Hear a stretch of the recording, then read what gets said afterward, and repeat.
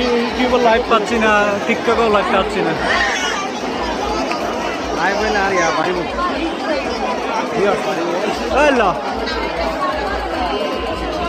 আরে লাগে গিয়ে